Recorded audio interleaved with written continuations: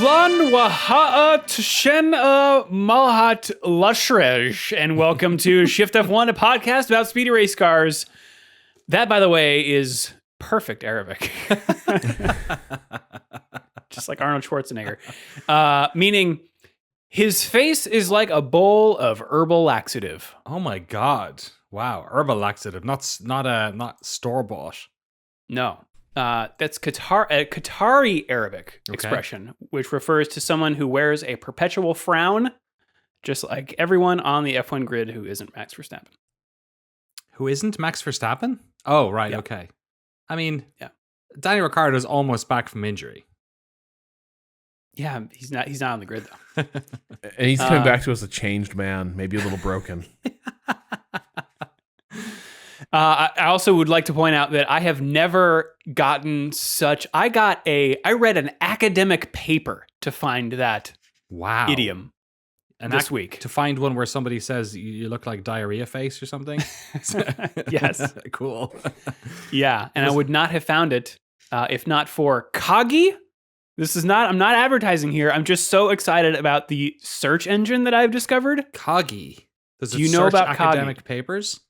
It can if you want. What else is It's it basically search? like, hey, Google search sucks, and I It agree. does. How do I spell Kagi? Kagi. It's the new thing I'm very excited about.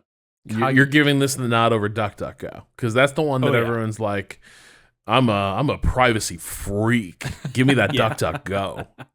Yeah, the catch is here. There's no ads, so you got to pay for it. Oh, I but gotta pay you get, for a like- search engine. Yeah. What is this? 1990 never? As Will Smith is fond of pointing out, it's better to be a customer than the product. That's true. That's right. That is true. That's right. So I just wanted to get that little plug in there. Hey, Kagi, hit me up. Maybe you could get on Shift F1 podcast.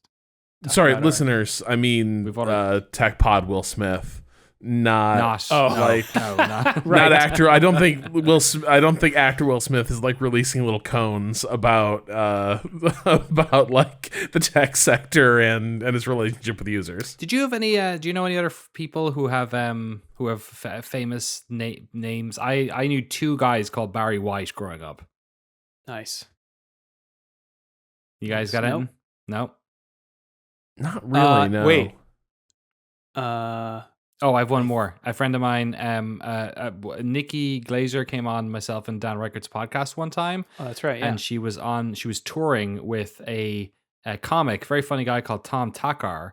But he used to, I think that's his name, I forget, or his mother's maiden name is that, I forget. But his stage name before that was his given name, which is Tom Brady. Yep. so yeah, you got to change. R.I.P. to that name. Yeah, exactly. You have to retire Michael it, legally when he. Yeah. Bolton? Is that your real name? I'm Drew Scanlon. Joining me, Danny O'Dwyer. How are you, Danny? The one I'm and doing only. fantastic. The last time I was on this podcast, we were talking about Sail, and today we're going to talk about Loss Sail. So, just a great time to be alive. Indeed, it is. Also alive, Rob Zachney. How are you, Rob? Doing great. For me, I can't hear Wassail without thinking about like just you doing the Wassail song, the Christmas Carol. But for Wait, Wassail. which one's that? You know that one. It's Sing it, Rob. well, maybe you don't. It's an old like English traditional or something. But the only part I remember is it's like a bunch of drunk guys going Wassail, and it's like on and on and on and on and on. And the point being that we're here and we want to drink your wassail. Yeah, there you go. Just like all the people in Qatar, presumably. If you are new to this wassail, welcome. And if you're new to Formula One itself, we recommend listening to our preseason primer episode. It assumes no prior F1 knowledge and explains how the sport works and who everybody is. So if you'd like to go back and listen to that, it's episode 216. Also, this show would not be possible without our audience over at patreon.com/shiftf1, where every month we release an ad-free version of the podcast along with, actually that's weekly. That you get every. I got to rewrite this so that it makes more sense. But also bonus podcasts and videos exclusively for our patrons that cover racing documentaries and films, F1 video games, experiments with other racing series, and a lot of weird things. So if you would like to support the show and get access to all that fun stuff, head over to patreon.com/shiftf1 or click the link in the show notes. What's been going on this month, Danny? We experimented with a racing series, an experimental racing series, so experimental that they don't even use roads. They don't even use land. SailGP. We covered off. We watched one race in general, but I think all of us did a lot of extracurricular about SailGP, which is a wickedly fun boat racing series in its 4th season currently. Shout out to Australia. We're pretty good at that sport. Yeah, it was a lot of fun. I think it's one of our. It's what I love doing the movie ones, but this one was an incredibly interesting. It's such a weird sport that is both very similar to Formula One and also entirely different. So Yes. if you're at all interested in learning about the crazy world of boat racing, check out our awesome podcast on SailGP. Massive thanks as well, of course, to all of our incredible title sponsors: Agave ATX, Cyphus Training, Turf SCS, at Team Blackjack, Michael Maves, Gordy's Army, at Talking Autos, Olivia Evans, TelemetryDuck.com, FTC, James Andrew Perla Adams, Drew Stewart, Bailey Foote, Abdullah Al-Thani, Jason Chadwick, Abram Getchell, The Space Above Us podcast, Bunny Fiend, Snigs, Alex Goucher, Max Faltar, Circuit Demon, Troy Stammer, Umberto Rocca, William Rumpf. William Rumpf kind of sounds like when I say it with my accent. William Rumpf, Irvine Clinical Research, Lachlan the Maddened Man, Jason Kelly, and of course M Squared Racing welcomes Ellie. I hope Ellie's doing well. Ellie's like a month old now, probably. Yeah. Good job, be. Ellie. Welcome. Do you think there's an Agave Micro ATX? Oh, I hope so. I hope there's many clinical researches out there as well, you know? I hope everyone's got some clinical research going on and all the different types of telemetry you can get. Well, we took the telemetry on the news this week. Rob, we finally have some resolution in a story that you have been covering for months now. Yes. Well, I don't know if resolution It's over. is what They're coming is to what F1. we've actually got. I think we're at the end of the beginning. Okay. Perhaps. So the FIA approved the Andretti Autosports organization's pitch to be the 11th team on the F1 grid. So that sounds exciting. It does sound like yeehaw. Let's do it. Let's go racing. 11 teams. The problem is, we've discussed, the FIA can approve these bids, and basically the FIA's part of this brief is to inspect the bids and decide who has which the potential bidders have merit from a variety of criteria. But basically, are you going to be credible contenders on the F1 grid? Are you actually set up to compete in F1? Do you have the infrastructure to support it? And then are you bringing some sort of X factor? One of the things that the FIA sort of put at the center of some of this bidding process is broadening diversity in F1 as being part of the criteria that they're assessing these teams on. And Andretti, long a front runner in this, was indeed in the end found to be the most credible bid and the winning bid. The problem is that while the FIA can basically sign off on the bid and say we endorse it, it's a good idea for Andretti to be the 11th team on the grid. The other part of this that we've discussed for months is that FOM, the commercial body governing the sport that represents the team's interests, also has to sign off on this. Effectively, the 10 existing teams have to sign off on this. All 10 and get probably. on board. Yeah, effectively. You could I'm not clear. We covered this at one point. I'm not clear what.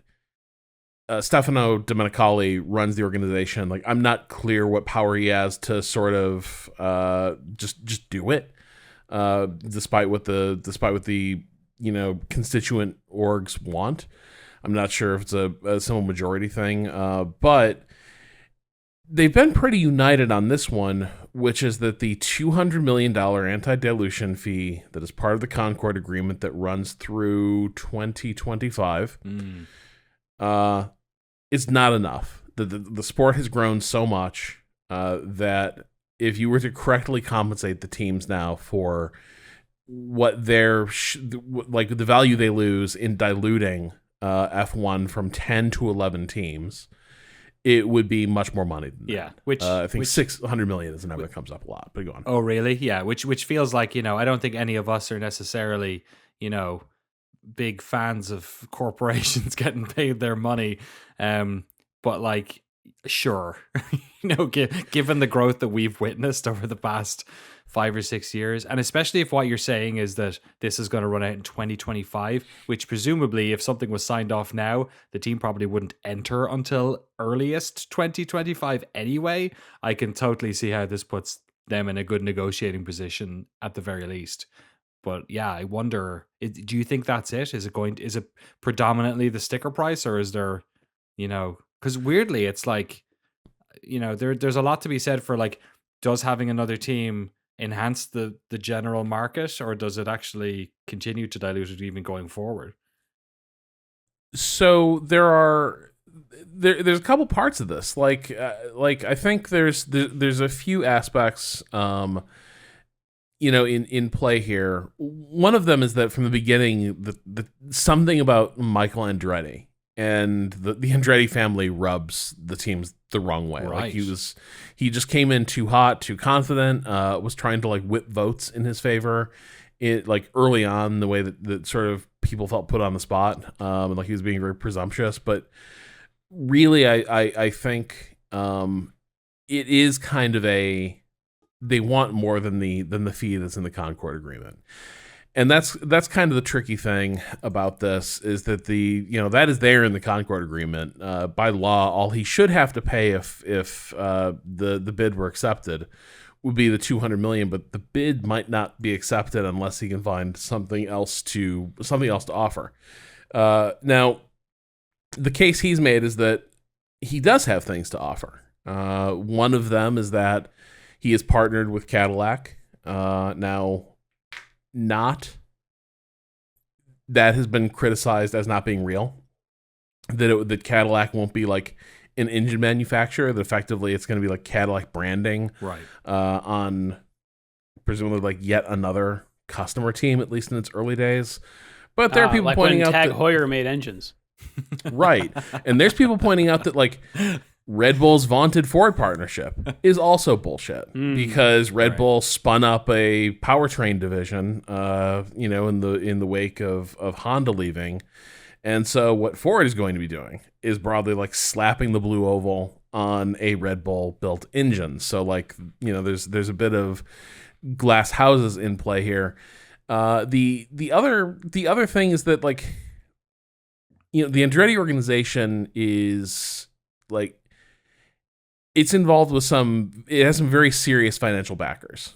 And so like, this is one of the other arguments in its favor, is that it has, what was it? Is it the Gainbridge group?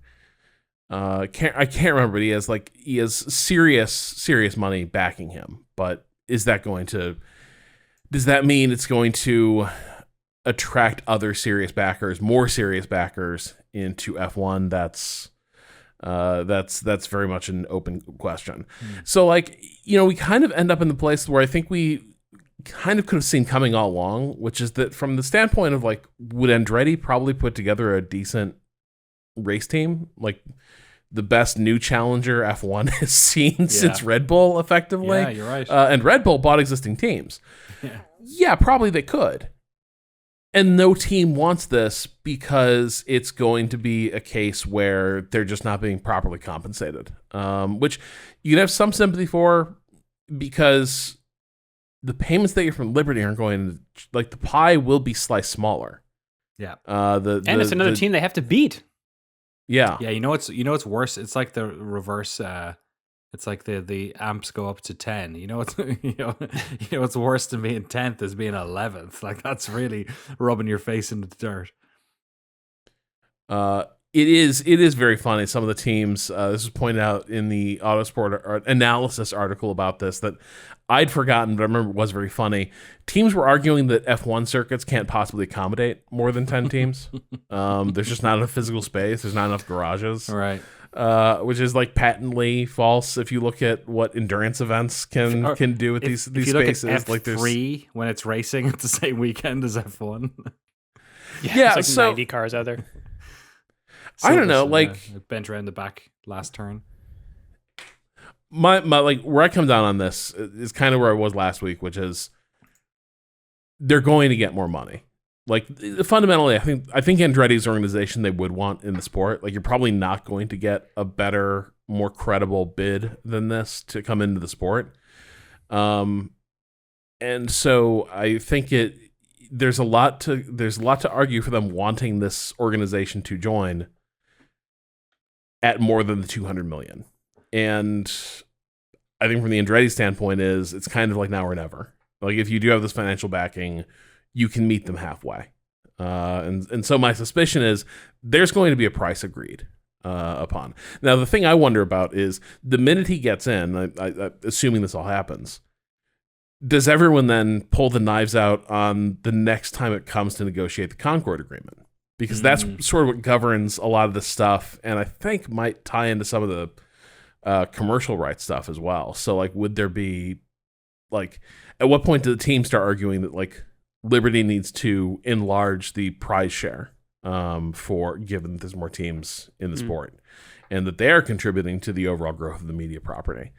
But I think it's going to get done. I think at this point we are in haggling over the price. But before we get there, I think we're going to hear apocalyptic things about like the teams not accepting this at all, Andretti ready to walk away, etc. Yeah, it's going to be like a dirty battle, dirty negotiations.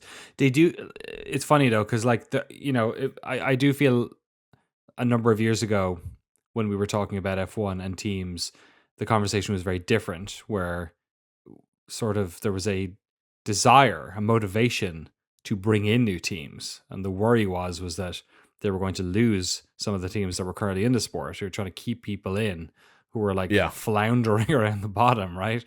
And making deals that would essentially make it more viable for them. Obviously, the sort of boom in popularity of F1 post Drive to Survive and some other things post Liberty has sort of made that a moot point. But if they start to like play dirty with teams who want to get in too much, like that's definitely going to, scare off potential teams. And like I do like Haas was the team right where we thought, oh great, American team coming in here, it's going to open up a whole new audience.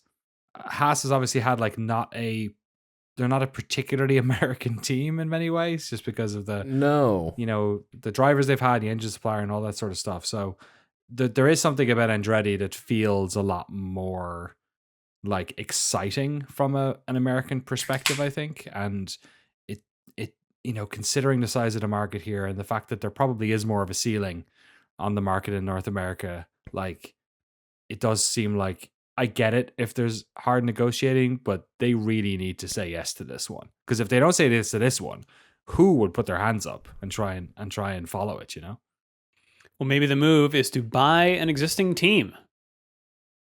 That's certainly been the not so hidden message between the lines is the anti-dilution fee inflates the value of the teams who are already happy enough to have a spot on the grid.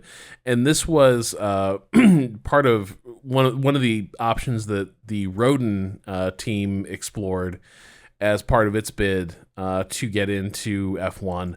And they had... It's not clear to me where they got this, where they were quoted this, but they came to the conclusion that picking up, their quote is, "I would buy a team if I thought there was a viable route, but paying $800 to $900 million for AlphaTauri would probably not be considered commercially viable." Right. So I don't know, man. Have you seen those pants? They're pretty great. They're pretty tan. They look great on throw those in throw in AlphaTauri's fall lineup, and you got yourself a deal. Yeah, so that option is kind of a non-starter about like when it came down to looking at the prices these teams were commanding. It was massively inflated. Like Rodin's missed window of opportunity was not snagging Williams when they were at their most distressed. Mm-hmm. That was kind of the window to pick up a team on the cheap. Now they are all, they're valuable assets, and so suddenly a $400 million anti-dilution fee doesn't seem so bad if the teams are asking and feel like they could get close to $1 billion. The other part of the Rodin bid was that they had committed to running a female driver, Right. and I'm not clear. I assume they weren't going to try to weasel out of it with a reserve driver gig. That would. Oh my god! Could you imagine the backlash if they did that? Like, oh my god! What are you talking about? We're going right there. Yeah. So the quote they have is that they had tested with Jamie Chadwick at various points, and so that they were confident that she was race ready, and they also had because Rodin's tied to the Carlin team.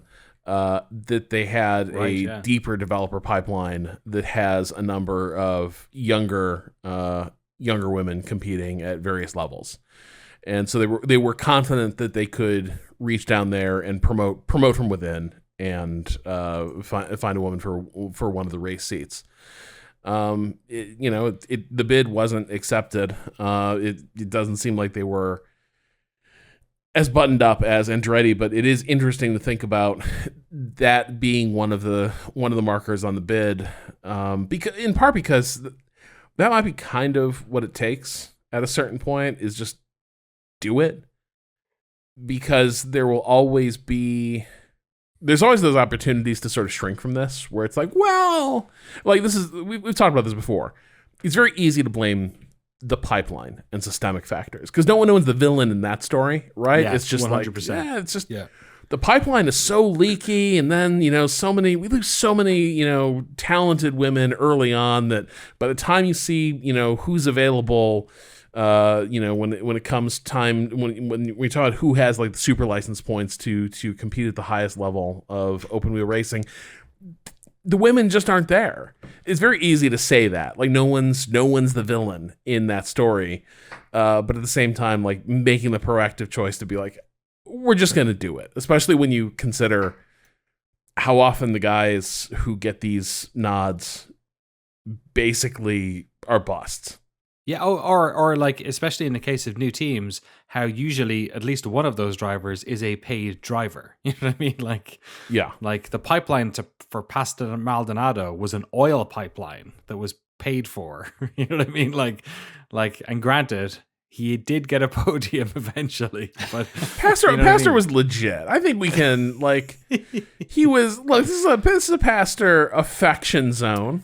Sure, he had some game. I agree, but if you had a female driver crashing as much as he was, could you imagine? Like, it was all sort of like, it was in good jest when it was hit. Well, even it wasn't for a while. There were times where people got really angry at him.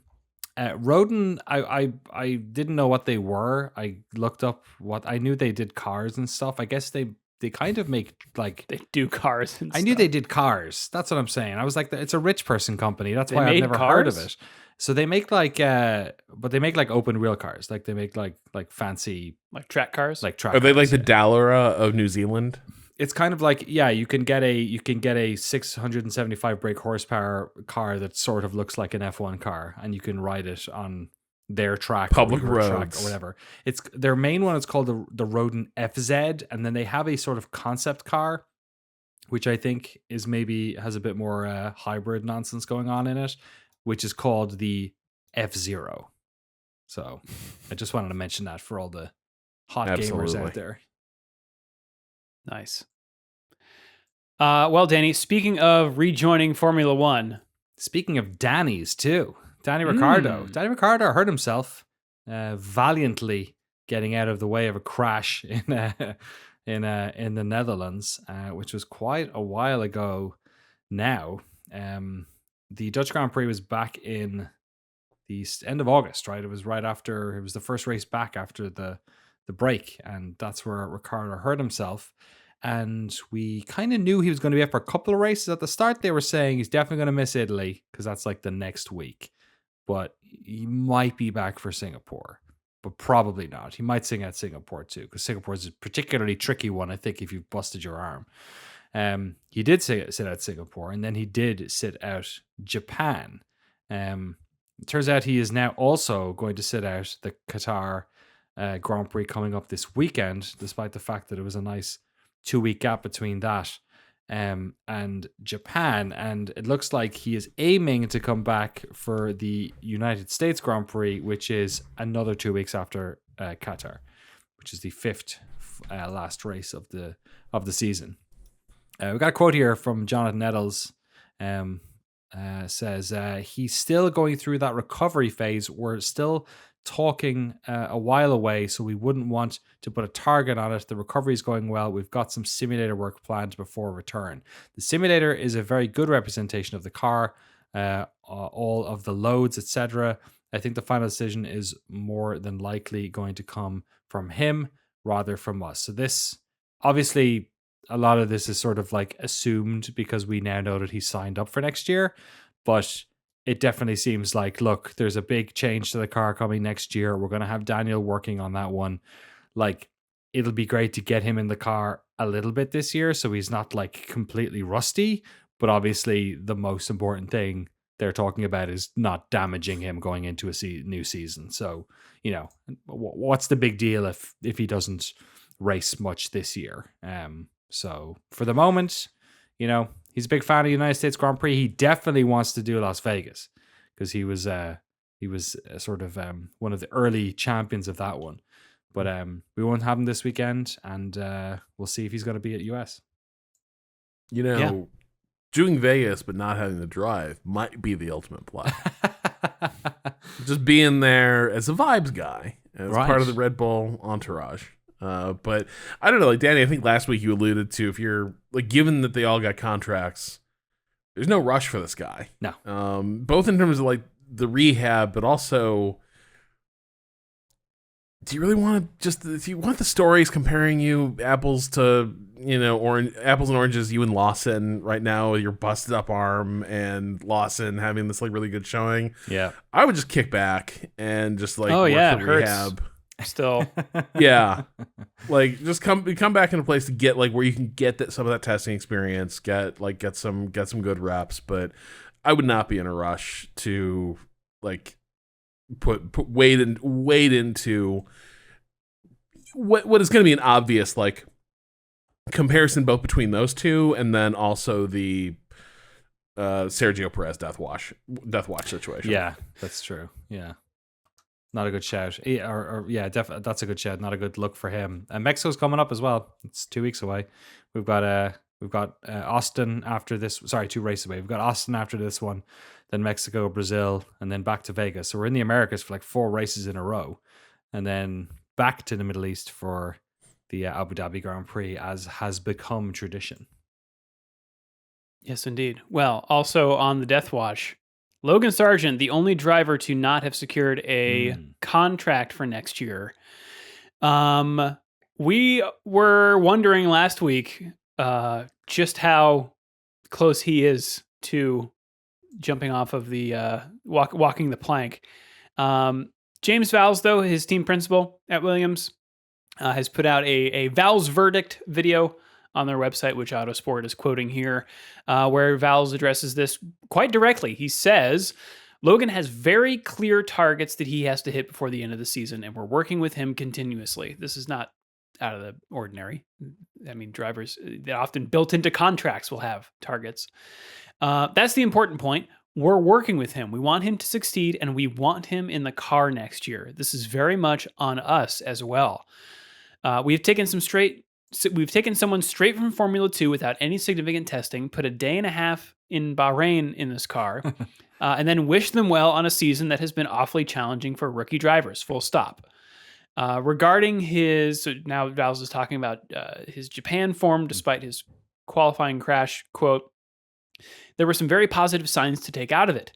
First and foremost, Logan is not on the same aerodynamic specification as Alex was. We have updates that are on Alex's car that are not on Logan's due to the amount of attrition we've had this year, which, why have you had that attrition? Well, furthermore to that, if you look at the case of Suzuka, he did a build-up across the weekend. As he went into free practice 3, he did a time that matched Alex, and as we go into qualifying, until the accident, he was overlaying the line online within a tenth of Alex's performance as well, at one of the trickiest circuits of the season. We'll continue to work with Logan and invest in Logan as we want him to succeed. He's on a journey with us at Williams. We have our young driver program that we will continue to invest in. Only at the point where all of us come to the conclusion that we've reached at the end of that road will we make any decisions, but we're nowhere near that yet. Did HR write this? I thought this was really interesting, especially as it pertains to investment, because operating a young driver program can't be cheap. And they actually monetarily have put a lot into training this guy. And if he is still on an upward trajectory, it might not, and depending on who's waiting in the wings, it might not make sense to get rid of him. I don't know. How did this strike you, Danny? It's so hard to tell.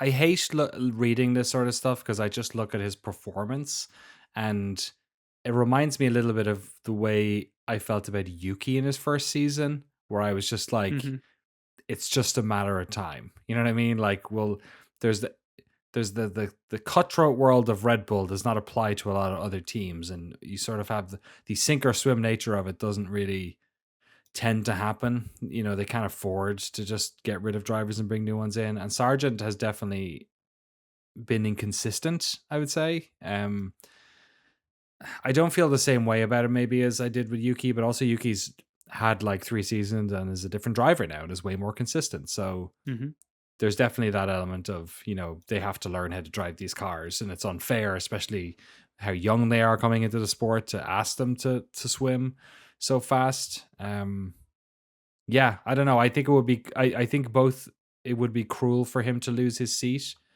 But also I would understand it if there was another option that was out there. But I don't know who that other option is right now. Like, Lawson's obviously in a world in which Perez was fired on the last day of the season. Like, maybe it's a case of keeping their options open or something, because we've seen that before where, like, you have a Hülkenberg or a Perez or somebody who, is driving really well, but for whatever reason, politics or form or whatever it is, loses their drive. And then you have lower teams that are their sort of last chance. And especially when someone's a bit of a veteran, it's Danny Rick can maybe take a year out of the sport and come back in. He's lucky, he's young enough, but like some of the other drivers, it's much harder. Obviously Hülkenberg did eventually get back in as well, but so I can see them like keeping their options open as well. It's it's a tricky one. Just looking at my my sheet here of driver contracts, 2024 is going to be a bloodbath. Oh, it is. Okay. Yeah, check this out. Here's who's confirmed through 2024 only. Okay. Zhou, Bottas, Ricciardo, Tsunoda, Gasly, although that is an at least 2024. It's unclear how long his multi-year was for. Ocon, Alonso is another at least 24. Leclerc, Sainz, Magnussen, Hülkenberg, and Perez. I mean, that's more than half the field. The big ones there are the 2 Ferrari boys. That's very interesting, especially if someone else clears out. Like if a Perez... Oh, and Albon. Right, yeah. But if one of the other big teams suddenly has an extra seat, you might see a little bit of God, I can't believe Leclerc. I know I talk about it a lot, but I cannot believe Leclerc's super long contract is up at the end of 2024. That's crazy. A 5-year extension in December 2019. Wild. I remember talking about it, and I was like, that wasn't that long ago. And like, here we are. I guess it was before COVID, which is completely bent time and Yeah, that's space true. for us all. That's true. Yeah. Wild. I'm like, I think what comes through in this for me again is like James Vowles seems like he might be a great man in terms of like leading an F1 team and like having that human touch. And I think it will be one of those things where if they part ways at the end of this, nobody could blame how Williams has handled this because they never threw him under the bus, which a lot of team principals do. Like a lot of team principals are, even if like they will have that flash of temper, right, where you'll catch a glimpse of just the growing disdain and frustration they have for a driver who's struggling like this, and we haven't gotten that from the team. They've been really in lockstep around his worst days where he's like thrown away good qualifying sessions. They've been in lockstep about like, but look how good he was doing. Look how far he's come. It's really impressive. I am curious. Like, I'll be so fascinated if they do decide to retain him, because that would be such a bid based on improvement, right? Because all we can see right now is the cost of like he keeps going off, he keeps wrecking cars. Like that's what we can see. It would be so fascinating if it turns out that they really do in their data see that like he's getting it a little bit wrong, but when he gets it right, there's pace there. That would be an interesting bet for a team to make, which it might be more old school. I was listening to Mario Andretti did an interview years ago at Beyond the Grid, and he was talking about like Gilles Villeneuve he was constantly coming back to the pits out of broken cars, carrying the steering wheel, and Enzo Ferrari loved him. Just because like he was a guy who would go for it, and he would get that pace, and it's teams just so risk averse. It would be fascinating if Williams decides like we like the upside on this bet more than Mick Schumacher, more than you know what I mean, like to just commit to it. All right, well, that is it for news. We're going to take a break, and then we will be back with the track walk. And we're back. Danny, take us to the faraway land. From us, anyway. Of where? Of Qatar. Of Qatar. What's the name of the track again? Well, sail! Thank you very much. Thank you. Appreciate it. Yes, we are going to the outskirts of Doha for the second time. This is a bit of a weird one. We had a flirtation with this track back in 2020 Uno, you may remember. Got added to the... Yeah, when F1 was like, hey, MotoGP, do you have any tracks? Literally. Do you have any tracks we could use? Literally. This is a track built for bikes. The setup of this track is a bike track 100%. It obviously has a history of that, but also just they don't have a different configuration for this one, folks. We have a lot of medium and high speed corners and one incredibly long straight. It's a 1 kilometer straight. So guess what? 1 DRS detection zone, and you're going to be seeing some overtaking on the entry to turn 1. How much of the, or I guess how early into that turn 1 is up for grabs. And also whether or not you'll see any other overtaking on this track was a concern right from the start that a lot of the drivers had before the race in 2021. Just due to the nature of the corners, like MotoGP, you tend to have a turn into a turn, right? Because they're throwing the bike over to one side, over to the other side. So you get a lot of these, like Portimao is a little bit that way too, where you get a lot of these left turn into a right turn. They're taking them fast. And then through those, they sort of get those overtaking moments. Obviously, F1 cars don't do that as well. So that married with the fact that you have this incredibly long DRS straight leads to, the possibility of a boring track. We've only raced here once. It was a fine race. I watched the highlights of it again recently. The most notable thing is that Alonso got his first podium in forever. Which was cool, but aside from that, it wasn't particularly interesting. I looked up a couple of rankings of 2021's F1 races ranked, and it was right there in the middle. So it's I rated it a 3 out of 4 as Wait, okay. entertaining. entertaining. Was There you this go. tell Esteban to defend like a lion? Is this? God, no. In my head, that was Hungaroring, but I associate with you his might be podium, right. though, where he was like starting to taste the podium and like, but he. you might be right. No, you're right. You're right. No, the roles were reversed at the Hungaroring. It was when Alonso made a big Right. his car super wide. Yeah, I think you might be right. I forget. We did not have it last year because of the World Cup. The soccer World Cup was on, and they were like, there are too many sports happening in this tiny, tiny state that exists on this little archipelago, this little island that's connected with this bridge. So we're not going to do it this year. So we're back for the second time. They did sign a 10-year deal, though. So we are going to be enjoying the Losail Grand Prix all the way into 2033. It's 57 laps, 5.4 kilometers, 3.37 miles. So it's no slouch. I can't tell you if it's going to be good or not. It's a night race. It's a cool time of the year, cooler. It won't be as cold as Vegas is going to be. This is probably going to be in line with everything else, probably. Track cars have so much more inertia than the ones that the last time they raced here. Oh, you're right. Yeah. So I'm looking at this layout, and all I can think about is how much these things are going to wallow through Sector 2. Yeah, and also that perhaps the overtaking. What was the track? Well, where were we recently? Where there was a lot of overtaking into turn 1. Oh, I feel like that's fully Wasn't half of them Singapore, at this point. was it Japan, Italy? Was it Hungary? I think it was Hungary. We had a lot of overtaking. Yeah. On that straight. It's a similar situation. It's a right-hander at the end of a long straight. How long did you say that straight was? 1 kilometer. That's not that long, though. It's not crazy long, but it takes up a large part of this Yeah. track. It's kind of like it go. That is kind of Hungry vibes, where even like your long straight isn't like that wildly long. It does look like the Pokemon Ditto.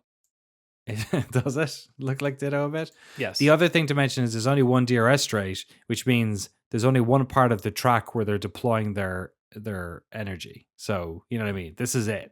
Is on that straight. So whether or not that means good defending or whether that means easy overtakes, I guess we'll find out in a couple of days. Rob, I've got bad news. It's not going to rain. It is 0%. Even with climate change? Guys, if it's raining in Qatar in October, we are all dead. Just pack it in, folks. It's going to be hot. It's going to be 92 at qualifying time. We are on a sprint weekend this time, remember. Looks like about the same for sprint time and the same for the race. Maybe even a little hotter on race day. That, by the way, is 34 degrees Celsius. Sorry, did I say this is a night race? Yeah. And that's what it's going to be. Is it a night race? I don't know if it is. Is it? It is. It is a night race. Yeah, you're right. Yeah. Well, at least it's starting 5 p.m. local. I had to double check. I forgot how hot it gets out there. I've been to the Abu Dhabi Grand Prix, and it is, and that's later in the year, and it's still unbelievably hot. So yeah. The other thing is winds. I don't know how affected this circuit is by winds. I can't remember exactly what surrounds it, but we've got 20 miles an hour. Or 32 kilometers an hour on qualifying day, 16 miles an hour on sprint day, and 12 miles an hour on race day. So we obviously have had that in Bahrain. Obviously, the wind has been an issue, and also the sand. I've just remembered this was the race where we had all those weird tire failures. Do you remember this one? Oh, back in 2021, this was the one where, like, at a certain point, a bunch of teams got a bunch of punctures, and that's why Alonso ended up getting his podium, was that somebody in front of him had a rant, and I actually don't know if this was anything to do with the surface. Maybe they resurfaced it recently because F1 was coming. I don't know, but yeah, now I'm remembering that. So I don't know if that's going to rear its ugly head at all during the race, but yeah, this was the track. Flavio when all this was going on. Yeah, they never found the sniper. Well, heading into the Qatar Grand Prix, the Drivers' Championship looks like this. Max Verstappen is on top with 400 points. Second place is Sergio Perez with 223. And if you know math, that means that Max Verstappen could take the championship in the sprint race. Oh my God, I forgot there was a sprint race. Yeah, which would be, I don't know, fitting for this season. Third place is Hamilton with 190 points. Alonso is in fourth with 174. Carlos Sainz is in fifth with 150. Charles Leclerc is in sixth with 135. Lando Norris and George Russell are tied in seventh and eighth for 115 points. Piastri has 57 and Stroll is in 10th with 47. Then we've got Gasly with 46, Ocon with 38, Albon with 21, Hulkenberg with 9, Bottas in 15th with 6, Zhou has 4, Tsunoda and Magnussen have 2, Lawson has 2, and then Sargeant, De Vries, and Ricciardo all have 0. In the constructor standings, Red Bull Racing has sealed the constructors championship with 623 points.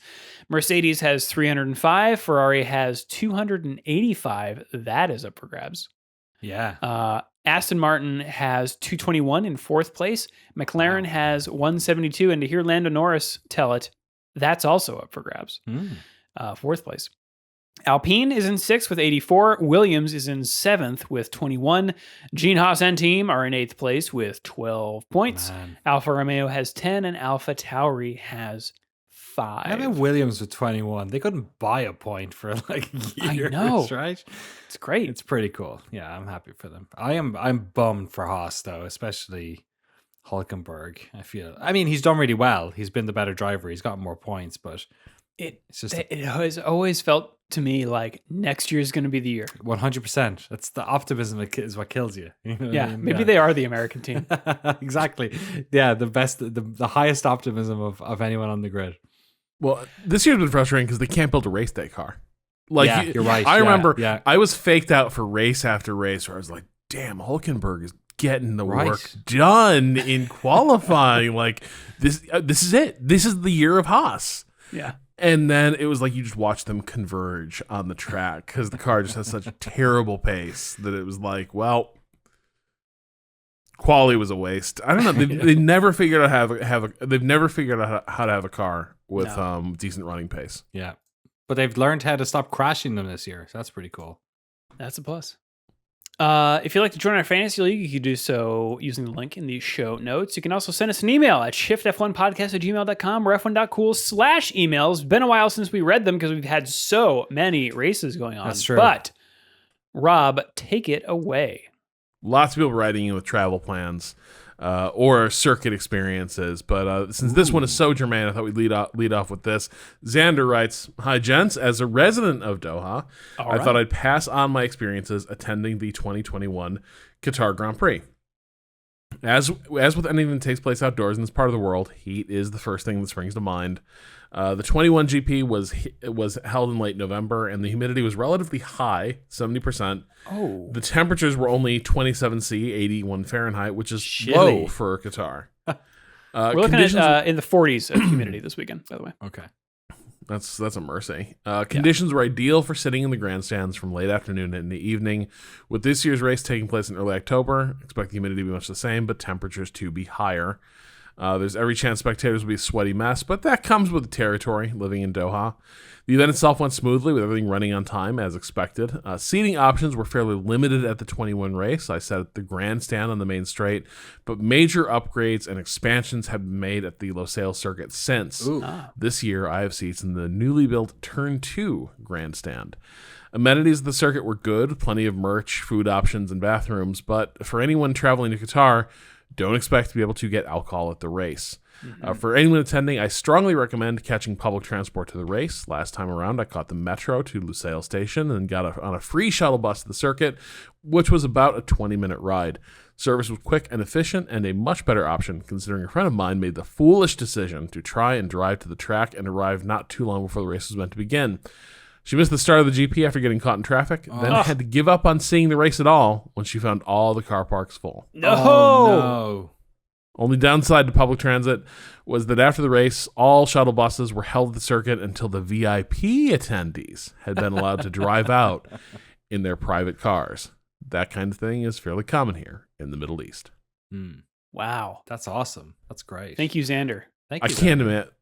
Yeah, that Like- marries a little bit with my experience of going to the Abu Dhabi Grand Prix. The public transport and all that stuff does tend to be pretty good, and I think the relatively low numbers of people, you know what I mean, just as opposed Yeah. to a Spa-Francorchamps or something, or like a Austria where people are camping, right? That and the sort of new infrastructure does tend to work. I really liked going to that Grand Prix and having it's like, in one way it's like, yes, it's oppressive, it's quite warm, but like the flip side of so many races in Europe can be the opposite. You know what I mean? You could be either totally rained on or freezing cold or wind. So yeah, I'm getting a little bit like nostalgic now. I kind of want to go back to the Middle East for a race, hearing all that. Oh, we just wait though. We get just forget that. I know where we got to go, but Drew, take this next one. Okay. Doug writes, "Hi all. The U.S. baseball season is ending, and the teams making the playoffs will spray each other with champagne to celebrate their success. The players will wear ski goggles as champagne burns if it gets into your eyes. At the end of each F1 race, the podium winners spray each other with champagne but don't wear any eye protection. I can't imagine the drivers would risk harming their eyes, so my question is, do you think the champagne is fake?" Wow, that is some conspiracy theorist logic that's going on there. No, they're just not what's a politically correct word I can use to describe? Wow, you are besmirching the metal of American baseball players. America's pastime. People who play in America, because given that, like, in terms of who are like U.S. Americans, not a ton. Yeah, I'm just bitter because this is the A's will be in Vegas not next season, but but probably one more. No, it's real. It's real bubbly, except when they go to. It's Rosewater when they do it in. Yeah. Right. When they'll do it in Qatar. Yes, I imagine. and Abu Dhabi and Saudi Arabia. But have you ever bought my favorite? I used to love going into. It's a bit of a tangent, but I did really enjoy going into the grocery stores in the Middle East, because not so much because of the alcohol, because that was, I don't even think that was sold in the grocery stores, but they would have they'd have a door with like a beaded, like in the porn old section of the video shop, store, right? Yeah, like the sex. The sex, in the video store, but you'd go in and it would just be pork. It's just like, that's where all the illicit pig meat is in, which I was a big fan of. I miss traveling. There is the other thing to consider here, is that in the baseball context, not only does everyone have some champagne, Every so there's player. a lot. There's a lot more champagne happening, but you are in an enclosed room. Okay. And so it is ricocheting. It is like being in a dishwasher, just spraying champagne at you from all angles. That's fair. And let's be real. I feel like your typical F1 driver may have lived the kind of life where they have a little more champagne spraying experience than your typical Major League ball player. All their bats, and it might be a more kids. regular feature of their life. Like, you see the way they spray each other, like, it's very good form. Like, ooh, no, not my eyes. And like, they sort of prance around, but nobody looks directly down the barrel. And I suspect that, like, with like major leaguers, it's a little more like frat boy amateur hour. Oh yeah, where like champagne is just going off in people's faces, and they're not used to it. They're used to doing the beer. Doing the, like, Stone Cold Steve Austin. If he had cracked out some champers, might have caused some problems for the WWF. Imagine how confused that crowd would be. Yeah, exactly. That's why they used a milk truck at one time, not a champagne truck, because it would have burned everyone's eyeballs. Danny, you want to take this next one? I really do. Brendan writes, why should AlphaTauri still be around? Wow. That's a great question. I feel like that's been a question I've been asking for a long time. Wow. The scuttlebutt surrounding Andretti Cadillac has reminded me of how odd the existence of AlphaTauri is in this current commercially successful F1 era. How wild would it be if in the NBA, 20% of the field was basically not allowed to win by design? The thought gets me hot. I'm sure the commercial reality of F1 back when Red Bull joined means that F1 probably has a lot to thank them for, but today it seems like a drain on the sport. Red Bull hoovers up a great share of talented drivers and prevent them from becoming competitors. I'm sure the only way Red Bull will ever let AlphaTauri go is via an ocean of money, but do you think F1 would ever feel inclined to pressure Red Bull? It is funny how, again, as we were talking earlier about like the reality of a team entering the sport is a very different conversation today as it would have been 5 or 6 years ago. The existence of AlphaTauri has always been questionable, but the conversation around it is very different today than it would have been 5 or 6 years ago.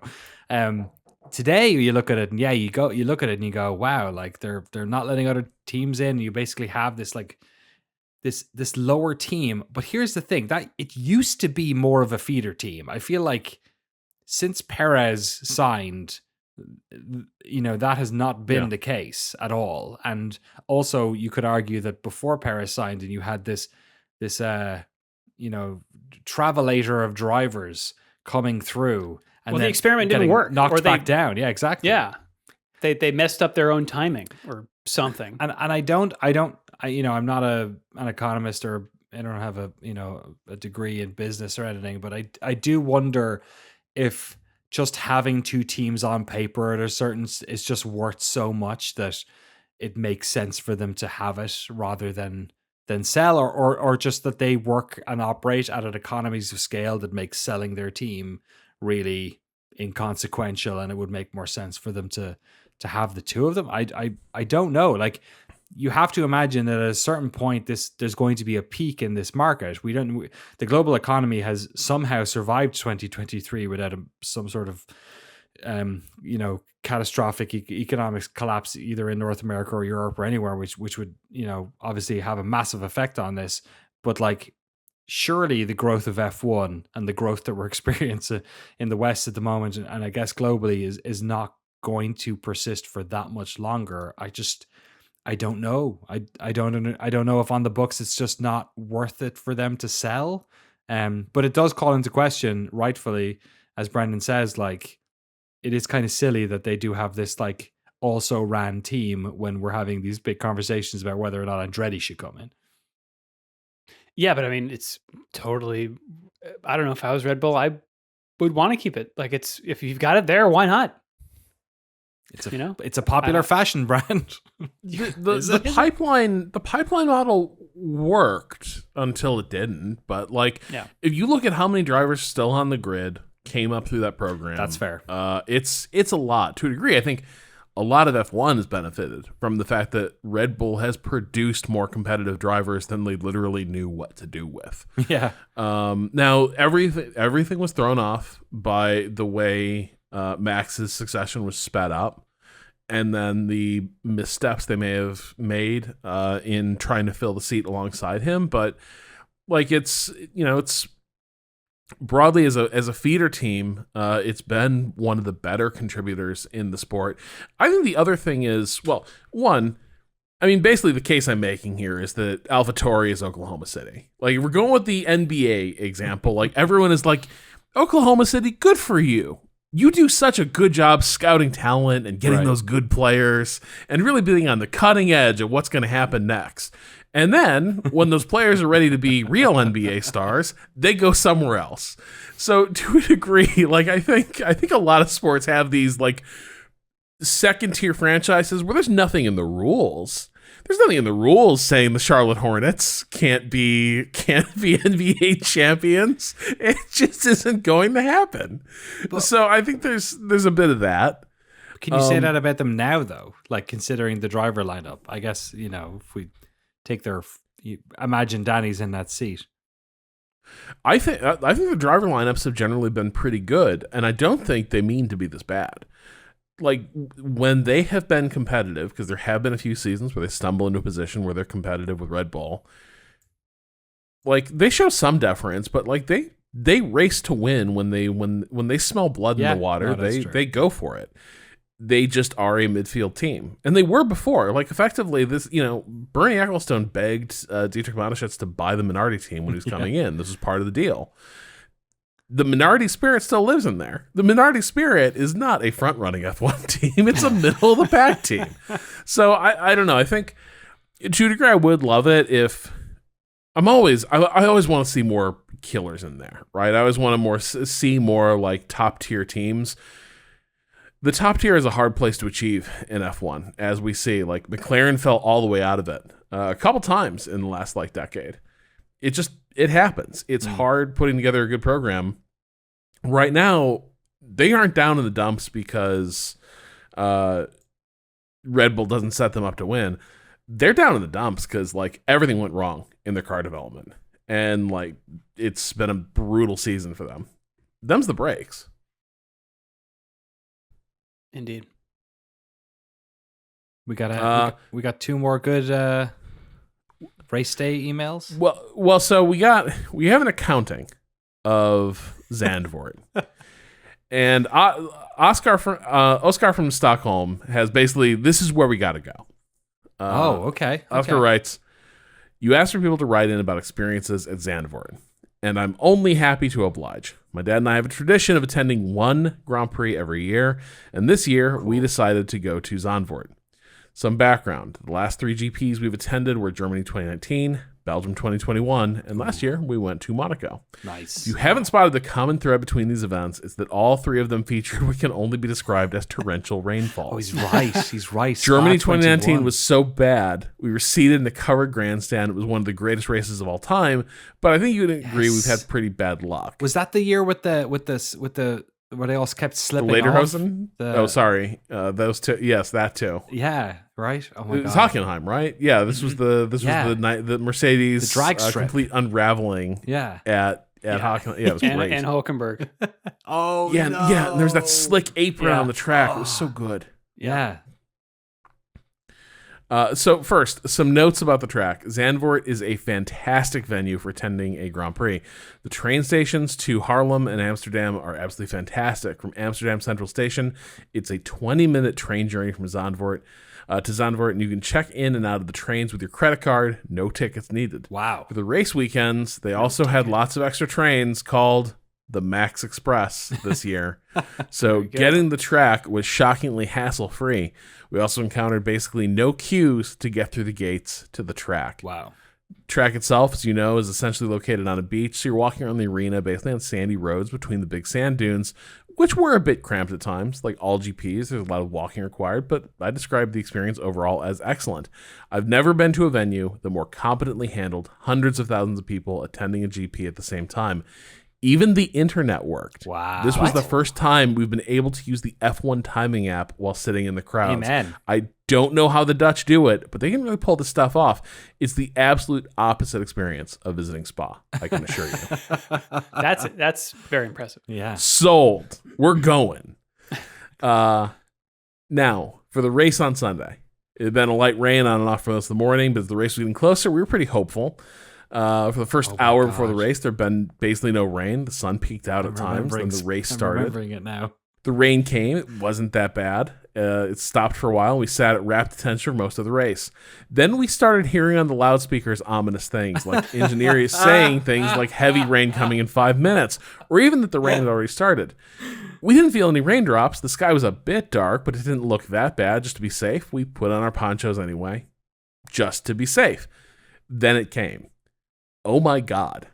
Roughly 30 seconds after we put on our ponchos, the skies just exploded into an insane torrent.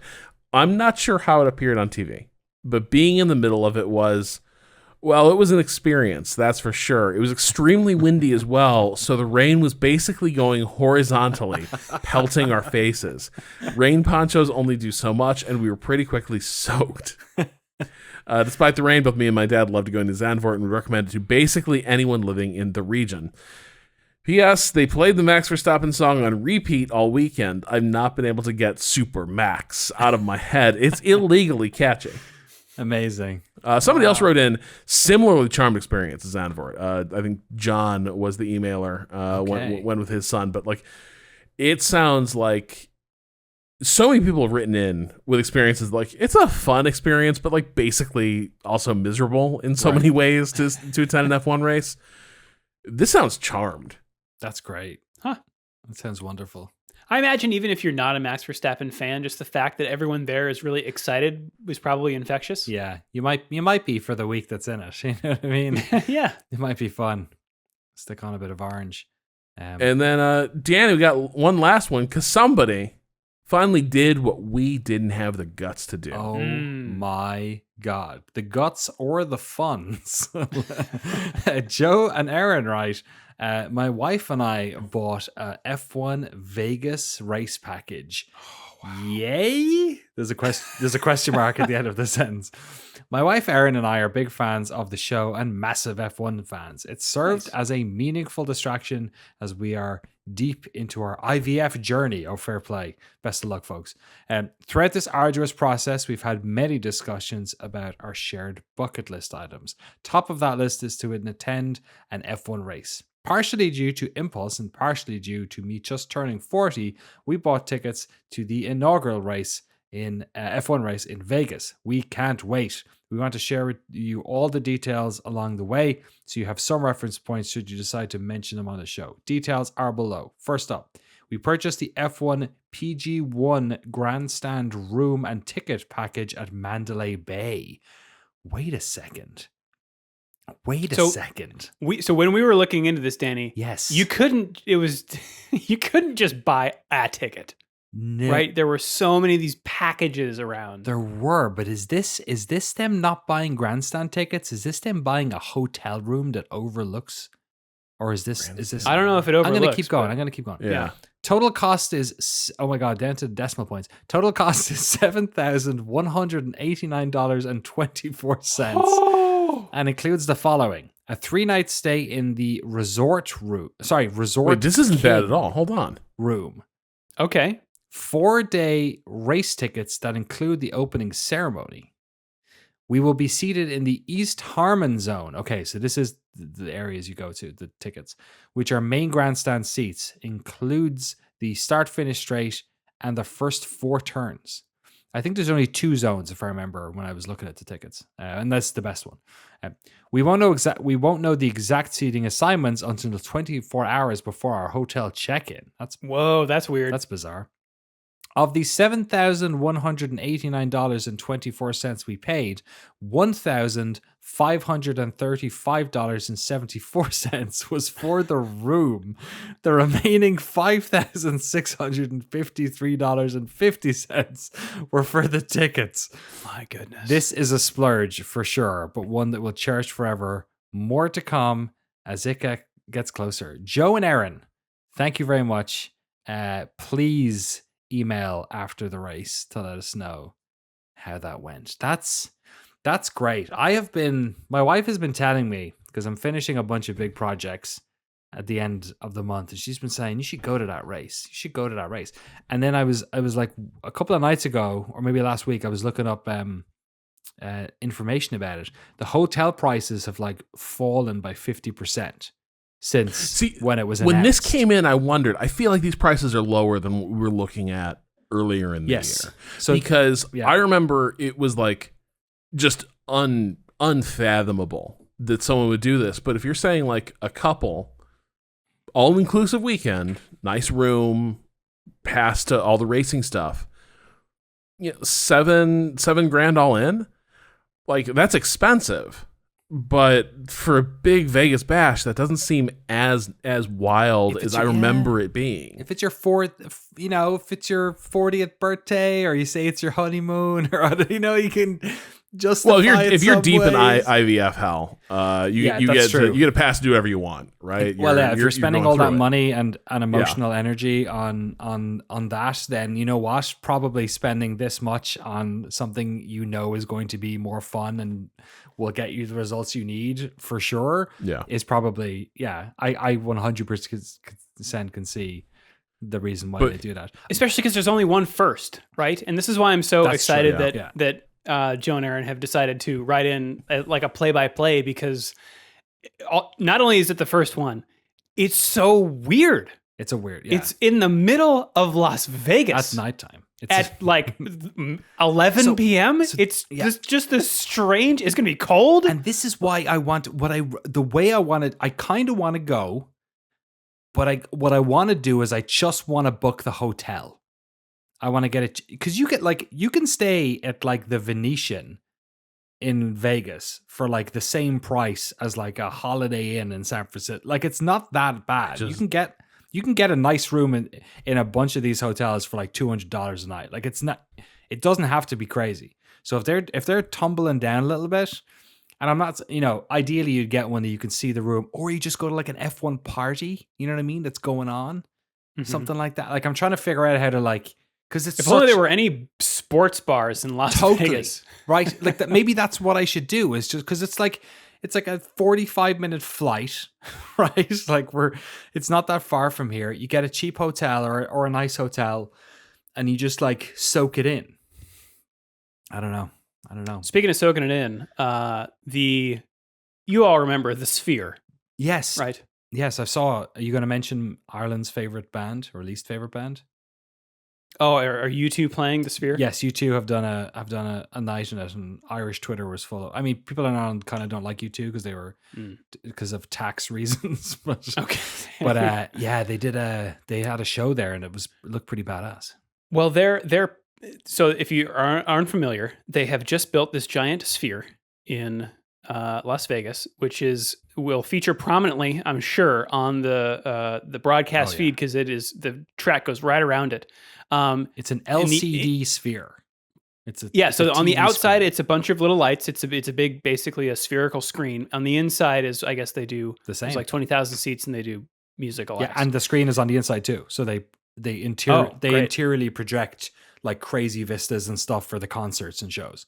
Well, the pitch deck for the people that own the Sphere has leaked onto the internet. And Danny, have you seen this? I haven't. I was just going to mention that when we were looking at the Vegas Grand Prix, the very, very first time, when we looked at the deck for the Grand Prix, there was a huge sphere. And we were like, what is that? What the fuck is that thing? Are they going to invent that in the meantime? And it turns out they did. So fair enough. They did a one-day flight, which means advertisement, activation, whatever word you want to use here. Okay. If you want to book the Sphere to put your logo or whatever on there, one day will cost you $450,000. Okay, but I bet F1 Sunday costs about 20 times as much as that. Probably. It's interesting that 1 week is only $650. Man, they just don't want to do the paperwork. They're just like, please, just take it for the week. And that wow, they'll design it for you. Apparently, can we get Shift+F1 up there? That'd be fun. Yeah, just like, or could you have it like just show like we'd be reading names for weeks. Could you imagine telemetry doc up on that screen? Irvine I would love to see that. I would love to see the Sphere like graphic designers try to figure out like what's a telemetry doc and just see what they make of that. They just like, I've googled Lachlan the Maddened Man, but I don't really know what he looks like. It's a goofy, weird, kind of cool thing, but also like if somebody built one of those in the middle of my city, terrorism against it would be morally justified. Like it is so bright, it is so obtrusive, it is ridiculous. It's the like, one city you could build it in. It's the only place where that kind of aggressive hijacking of public space and like public awareness is like kind of tolerable, but man, even there it's kind of borderline. Yeah. Yeah, cannot wait to hear more, Joe and Aaron. Yes. And if you also would like to send us an email, you can do so at shiftf1podcast@gmail.com or f1.cool/emails. You could also hit us up on Twitter or Mastodon or wherever. We don't yet have a Blue Sky, but I don't know. Do we want? I haven't been on Twitter in a while. Dude, it's great. Yeah. It's great. I just don't care anymore. When there got to be so many that it became too much. Yeah, didn't matter. It became 0. Yeah. It was blissful. That's us around the internet. Shall we take it around the world of racing? Let's Danny? race around the world of racing. Yeah. The NASCAR Xfinity Series is at the Charlotte Motor Speedway in Concord, North Kakalaki for the Drive for the Cure 250. Great on the Charlotte Roval. Great band. It's good. It's about time people have started to celebrate them. Gotta drive for them. The World Rally Cross Championship is at the Killarney racetrack, which sounds Irish, but it's in Cape Town, South Africa. Yeah, the Killarney is a city in Kerry, in the southwest of Ireland, but obviously also in South Africa because of emigration. Oh, there you go. The Motocross Grand Prix is in Ernée, France, at the Moto Club Ernée. I love the phrase Moto Club. Moto Club. Ooh. For the at the Moto Club, we are having the Monster Energy FIM MX of Nations. It was a classy establishment for a minute. France loves Monster Energy. The Repco Supercars are at Mount Panorama this weekend in New South Wales, Australia for the Repco Bathurst 1000. Woo. Boy, what a race. Yeah, good times. Mount Panorama is a real like Mount View or Vista Point kind of name. Townsville? Yeah, exactly. That's in Australia too. Townsville, yeah. We also got NASCAR. Oh my. They're also at the Charlotte Motor Speedway for the Bank of America. America's bank. America's the only bank in America. Yep. Roval 400. Yep. And Formula One. Maybe you've heard of it. It's a sprint weekend. Don't forget, Friday, October 6th, things kick off. Free practice 1 at 9:30, the only free practice, 9:30 a.m. on Eastern, 9:30 a.m. Eastern on ESPN2. Followed by qualifying at 1 p.m. Eastern on ESPN2. Saturday, October 7th, the sprint shootout is 9 a.m. on ESPN2, followed by the sprint at 1:30 p.m. on ESPN News. That's right, the Formula One world champion may be crowned on ESPN News. Where's that taking place? Low Sail! Good stuff. Good stuff. Thank you. And Sunday, the race, October 8th, 1 p.m. Eastern on ESPN. That's what's happening this weekend, Danny. What happened today in history? Some people died. I'm just gonna get out ahead of it. Because it's literally the first sentence. So I'm telegraphing it. All right. I'm sorry. I don't pick the days. I'm not the god of calendars. On October 4th, sometime in the past, a month after championship leader Jochen Rindt had been killed at Monza, the F1 circus arrived at Watkins Glen for the US Grand Prix on this day in 1970. Only Jackie Hicks could take the title from Rindt, but he needed to win both the US and Mexican Grand Prix to do it. He took pole, but a mechanical problem ended his race and his title hopes, maybe by some sort of ghost. That's me editorializing. Brazilian Emerson Fittipaldi promoted to team leader at Lotus after Rindt's death, took his first victory to ensure Rindt won the title, the only posthumous world champion in the history of the sport. What a feel-good story. All right, next one. The blood red Ferrari cars are the most instantly... I was really worried. About the color. The blood red Ferrari cars remind you of your mortality. And Rob typically Burnett. Ferrari cars only look like they're painted with blood. But on this day in 1928, Ferrari wasn't around back then, but you know Dear what I mean. Lord, I haven't read this one yet, so who knows? The blood red Ferrari cars are the most instantly recognizable on the F1 grid. But today in 1964, I'm so scared to read the next sentence.